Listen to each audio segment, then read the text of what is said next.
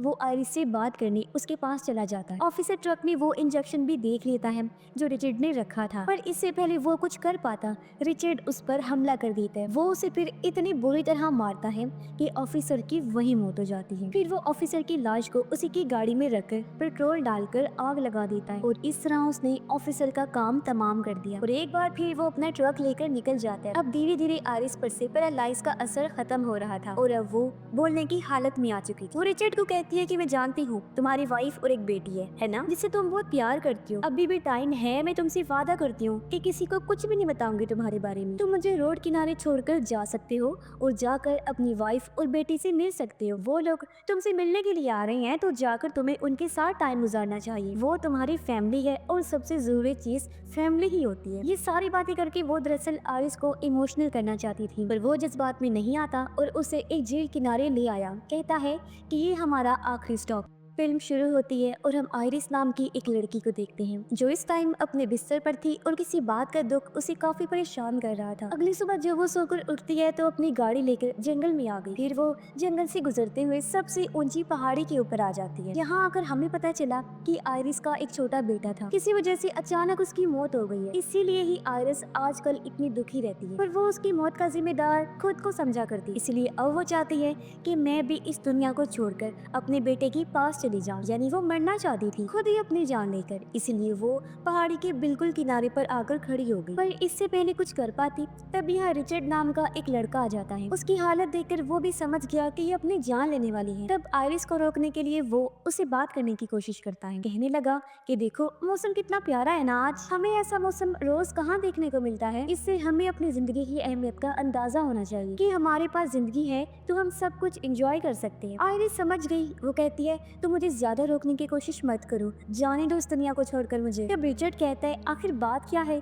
किस चीज की वजह से तुम इतनी परेशान हो कि अपनी जान लेना चाहती हो, मुझे बता सकती हो वो बात। क्योंकि ये जिंदगी हमें एक ही बार मिलती है, हर किसी की जिंदगी में मसले मसाइल आ जाते हैं, तो इसका ये मतलब थोड़ी ना है कि हम अपनी जिंदगी को खत्म ही कर दें। हमें मुश्किल टाइम से लड़ते हुए खुलकर अपनी जिंदगी जीनी चाहिए। सुख दुख खुशी गम आने जाने वाली चीज है, तो हमें इस बारे में ज्यादा नहीं सोचना चाहिए। तब आयरिस उसे बताती है कि मेरा एक छोटा बेटा था जिसे मैं बहुत प्यार करती थी, पर मेरी ही एक लापरवाही की वजह से उसकी जान चली गई। उसकी मौत के सदमे से मैं निकल ही नहीं पा रही। शायद ये गम मुझे जिंदगी भर रहेगा, तो इससे बेहतर तो ये नहीं है कि मैं अपनी जिंदगी से छुटकारा ही हासिल कर लूं ताकि उसका दुख मुझे बार बार ना सताए। रिचर्ड कहता है अच्छा ठीक है, मैंने तुम्हें जितना समझाना था समझा दिया, आगे मर्जी तुम्हारी है, जो दिल करता है करो। इतना बोलकर वो यहाँ से जाने लगा, पर कहीं ना कहीं उसकी बातों का आयरिस पर असर हो गया था। इसलिए वो अपनी जान लेने का इरादा बदल लेती है और वहाँ से वापिस आने लगती है। वो काफी देर तक रिचर्ड से बात करती रहती है और ये दोनों चलते हुए अपनी गाड़ियों के पास आ जाते हैं। रिचर्ड उसे कहता है कि आइंदा ऐसा मत करना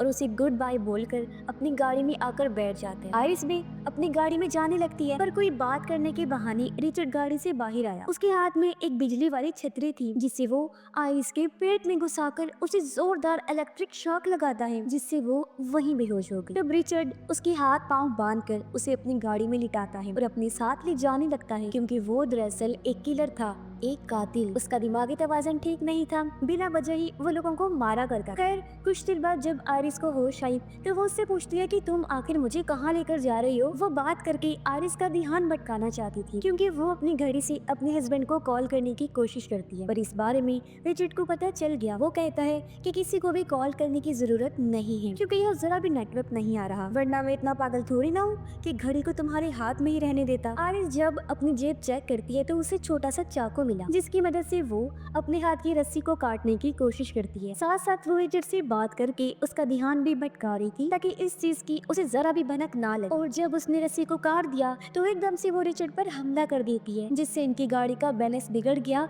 और वो एक पेड़ से जा टकराती है। इस एक्सीडेंट की वजह से दोनों को थोड़ी बहुत चोटें आती हैं। खुद को संभालने के बाद आयरिस पेड़ से उस पर हमला कर देती है। उसने जोरदार टांग मारी, जिससे रिचर्ड और आयरिस दोनों ही गाड़ी से बाहर जाके गिरते हैं। आयरिस बिना टाइम गवाए दबाए अपने पैरों की रस्सी काट देती है, पर इससे पहले भाग पाती उसके सामने रिचर्ड आ जाता है, जिस पर उसने चाकू तान दिया। वो कहता है, मुझे पता था कि इस तरह की कोई चीज हो सकती है, इसलिए मैंने पहले से ही अपनी पूरी तैयारी कर ली। मैंने तुम्हें एक ऐसा इंजेक्शन लगा दिया है जिससे तुम्हारा पूरा जिस्म पैरालाइज हो जाएगा, मतलब कुछ घंटों के लिए तुम्हारा जिस्म काम करना बंद कर देगा। तुम्हारे पास सिर्फ 20 मिनट का टाइम है, तुम जो चाहे कर सकती हो, भागकर अपनी जान बचा सकती हो, क्योंकि धीरे धीरे इंजेक्शन का असर होगा और जिस्म का एक एक हिस्सा पैरालाइज होना शुरू हो जाएगा। और ठीक 20 मिनट के बाद जब तुम अपना नाखून तक नहीं हिला पाओगी तो तुम एक जीती जागती लाश बन जाओगी और तुम्हारा 20 मिनट का टाइम शुरू हो चुका है। ये सुनते ही आइरिस चाकू वहीं फेंककर जंगल में भागने लगती है। अब वो जितना अपने जिस्म पर जोर देगी उतना ही जल्दी इंजेक्शन का असर होगा। तो वह धीरे धीरे आगे बढ़ रही थी। कुछ दूर आने पर उसे एहसास हुआ कि मेरे हाथ और टांग काम करना बंद कर रही हैं। वो पैरालाइज हो रही हैं, जिस वजह से उसे चलने में अब बहुत मुश्किल हो रही थी। मगर फिर भी वो अपने फुल कोशिश करके रिचर्ड से दूर जा रही थी। फिर वो टाइम भी आ गया जब उसकी दूसरी टांग ने भी काम करना बंद कर दिया और अब तो वो बिल्कुल भी चलने के काबिल नहीं, इसीलिए रेंगते हुए ही वो आगे बढ़ रही थी। इस टाइम रिचर्ड भी उसके आस पास ही था जो उसे ढूंढ रहा था और आइरिस एक जगह पर जाकर छुप गई थी। और जब वो उसे यहाँ नहीं मिलती तो रिचर्ड दूसरी तरफ जाने लगता है, मगर आइरिस के मुंह पर बहुत सारे कीड़े चलने लगते हैं, जिस वजह से वो चिल्ला देती है। इससे रिचर्ड को पता चल गया कि वो कहाँ पर है, लेकिन इससे पहले वो आइरिस के पास पहुँचता वो पानी में चली जाती है और पानी के बहाव से आगे बढ़ने लगी। रिचर्ड उसे चिल्ला कर कहता है कि तुम ये बहुत बड़ी गलती कर रही हो क्योंकि तुम तैर नहीं पाओगी। ये सच भी था क्योंकि आइरिस बस बहती ही जा रही थी, तैर तो जरा भी नहीं पा रही थी। लेकिन फिर भी एक जगह पर आकर वो बड़ी मुश्किल से नदी से निकलकर बाहर आ जाती है। फिर रेंगते हुए वो नदी से दूर आकर लेट जाती है। 20 मिनट पूरे हो गए थे, यानी वो पूरी तरह पैरालाइज हो गई थी और जहाँ लेटे थी वहीं पड़ी रही। वो सिर्फ अपनी आंखों और पलकों को ही हिला पा रही। कुछ टाइम बाद घास काटते हुए यहाँ कोई आया जो आइरिस को ऐसे पड़े हुए देख लेता है। ये दरअसल एक बूढ़ा आदमी है जो यहाँ पास में ही रहता है। वो आइरिस के पास आकर पूछता है कि बेटा तुम्हें क्या हुआ है, पर वो तो कुछ बोलने की हालत में थी ही नहीं, यहाँ तक कि वो अपने जिस्म को भी सीधा नहीं कर पा रही। बूढ़ा आदमी उसे सीधा करता है। उसे पता चलता है कि ये बस अपनी आंखों को ही हिला पा रही है। बूढ़ा आदमी उससे पूछता है क्या तुम मुसीबत में हो? तब वो अपनी पलक एक बार झपकाती है और जब उसे इनकार करना था उसके लिए वो 2 बार झपकाती है। बूढ़ा आदमी उसे कहता है ठीक है तुम रुको, मैं अंदर से कोई चीज लेकर आता हूँ। ये कहकर बूढ़ा आदमी घर के अंदर गया और एक ट्रॉली लेकर बाहर आता है। उसमें आइरिस को डालकर वो उसे घर के अंदर ले आया। ठीक तभी दरवाजे पर कोई दस्तक देता है। तब आइरिस लगातार अपनी पलकों को झपकती रहती है। ये देख बूढ़ा आदमी समझ गया कि जो कोई भी दरवाजे पर आया है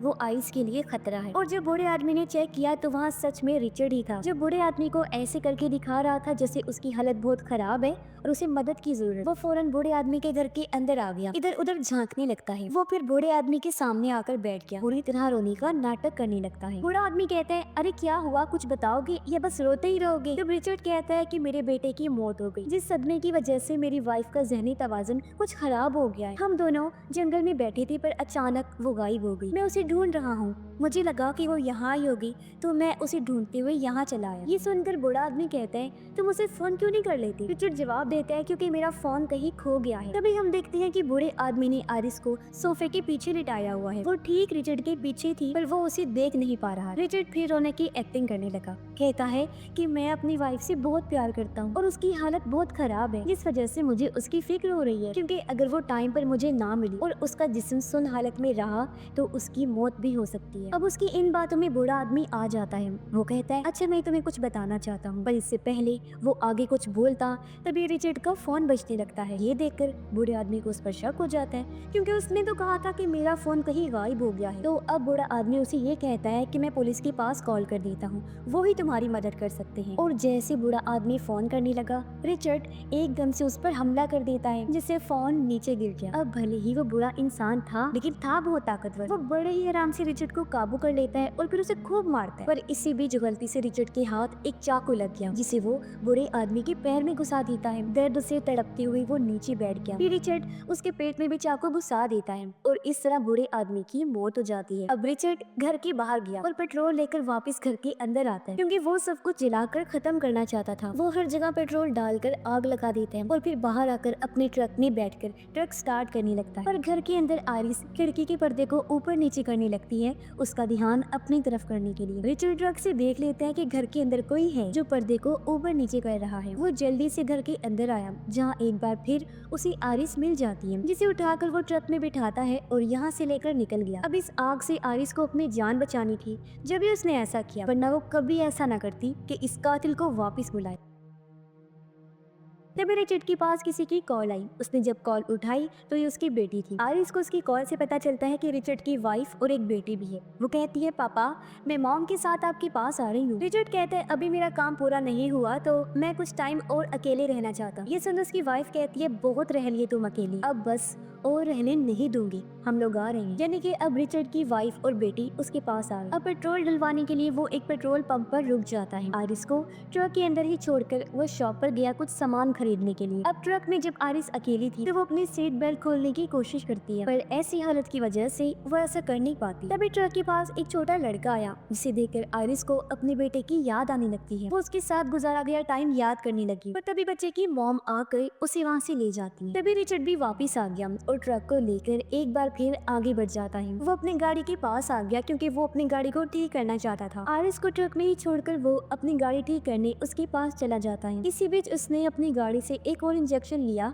जिसे वो ट्रक में रख देता है ताकि फिर से आरिस को पैरालाइज कर सके। वो जब अपनी गाड़ी ठीक कर रहा था तो तभी यहाँ एक पुलिस ऑफिसर आ गया। वो जब आरिस को देख रहा था तो तभी रिचर्ड ऑफिसर के सामने आकर उससे बात करने लगता है। ऑफिसर उसे कहता है कि आपकी गाड़ी की रिपोर्ट दर्ज हुई है। ये सुनकर रिचर्ड कहता है, अरे अरे सर, आपको जरूर कोई गलत फहमी हुई होगी, क्योंकि ये कार तो मेरी दोस्त की है और मेरी वाइफ ने बहुत ज्यादा शराब पी ली थी, इस वजह से उसने गाड़ी को पेड़ में ठोक दिया और एक्सीडेंट होने की वजह से गाड़ी खराब हो गई। अपनी वाइफ को मैं गाड़ी में ही छोड़ के गया था, अब नया ट्रक लेकर आया हूँ ताकि अपने दोस्त की गाड़ी में ठीक कर दूं और अपनी वाइफ को भी ले जाऊं यहाँ से। ऑफिसर पूछता है, क्या मैं आपकी वाइफ से बात कर सकता हूँ? तब रिचर्ड कहता है कि आप उससे बात नहीं कर सकते क्योंकि उसकी तबीयत बहुत ज्यादा खराब है। इसी बीच आरिस, जो उनकी बातें सुन रही थी, वो खिड़की को हल्का सा नीचे कर देती है। जैसे ही ऑफिसर का ध्यान उस तरफ गया, वो आरिस से बात करने उसके पास चला जाता है। ऑफिसर ट्रक में वो इंजेक्शन भी देख लेता है जो रिचर्ड ने रखा था, पर इससे पहले वो कुछ कर पाता, रिचर्ड उस पर हमला कर देता है। वो उसे फिर इतनी बुरी तरह मारता है